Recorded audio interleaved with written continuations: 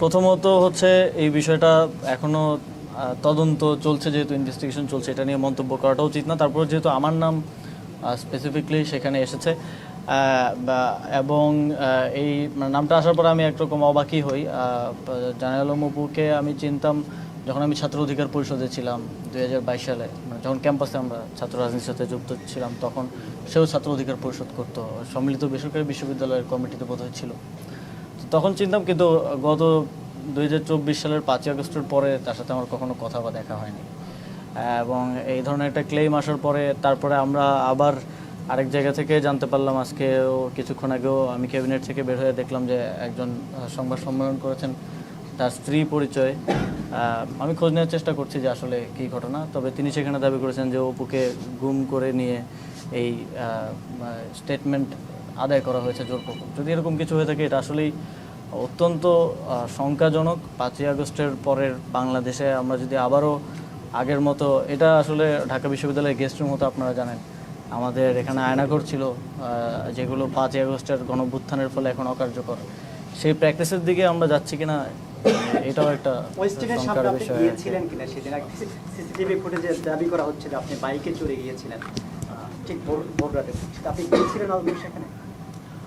আমি মাঝে মধ্যেই আমার রাতে যখন কাজ শেষ হয়, প্রায় কখনো কখনো ভোর হয়ে যায়, আমি রাতে খাওয়া দাওয়া, ওই সময় বাসায় আসলে খাওয়া দাওয়া দেওয়ার মতো কেউ থাকে না খাবার, তো আমি মাঝে মধ্যে হচ্ছে বেশিরভাগ সময় যাই হচ্ছে 300 ফিটের নীলা মার্কেট বলে একটা জায়গা আছে, আপনার জানেন, ওখানে হাঁসের মাংস খুব ভালো পাওয়া যায়, তো ওইখানে হয়তো যাই 4-5 জন মিলে। তো আবার মাঝে মধ্যে ওইটা আবার বেশি ভোর হয়ে গেলে বন্ধ থাকে, তখন ওইদিকে ওয়েস্টার্নে যাওয়া হয়। তবে এক্স্যাক্ট ওই দিন আমি গিয়েছিলাম কিনা বা সেখানে ছিলাম কিনা, এটা আমার যেটা দেখা যাচ্ছে সেটা কি আপনি কি না 17 জুলাই সাদাই করে।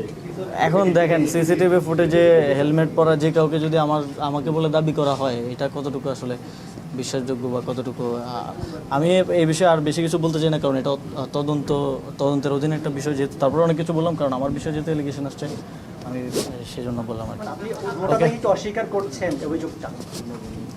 হ্যাঁ, এর সাথে ভাই আমার কোনো ধরনের সম্পৃক্ততা নাই, এবং আমার মনে হয় না এখনও কেউ এরকম কোনো প্রমাণ দিতে পেরেছেন আমার সম্পৃক্ততা আছে। বরং আরও যার সাক্ষাৎকার নেওয়া হয়েছে, এই সাক্ষাৎকারটা একজন রাজনৈতিক নেতার বাসায় একজনকে জোরপূর্বক নেওয়া হয়েছে বলে যে অভিযোগ এসেছে, এটাও অত্যন্ত গুরুতর একটা অভিযোগ, এবং সেটা পরিবারের দিক থেকে এসেছে, যথেষ্ট রিলায়েবলও এখন পর্যন্ত মনে হচ্ছে।